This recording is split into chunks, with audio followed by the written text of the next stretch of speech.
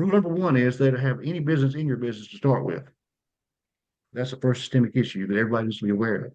The state never acquires jurisdiction to rule in your case. They don't have any business in your case in most of these cases. And it's easy to figure out. Mhm. But what that's supposed to look like is a guy carrying a briefcase into the courtroom, it unfolds it and says, I'm here with the state, and this is why these people are here.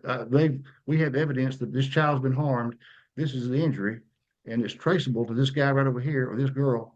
It has to be, it's a criminal investigation, just like we've all come to think of Chris, I mean, this is not rocket science. So they want you to think it is. They got this 500-page rule book written for how to litigate family court, but there's no litigation going on. It's all a scam. There are no laws. That's why the bottom of the rung, the bottom of the barrel of the attorneys that are rolled out of these law schools practice family law because there's no law to be practiced. That they're just walking around cutting deals all day, literally. Right. So that's the first thing.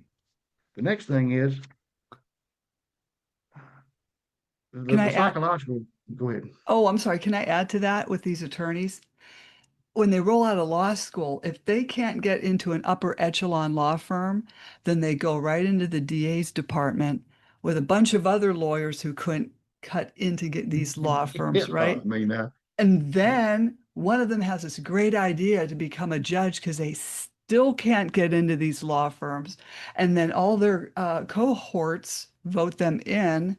And then that's where all these connections are. And why a lot of these cases fail is because these attorneys are BFFs now with the newly elected judge that they elected.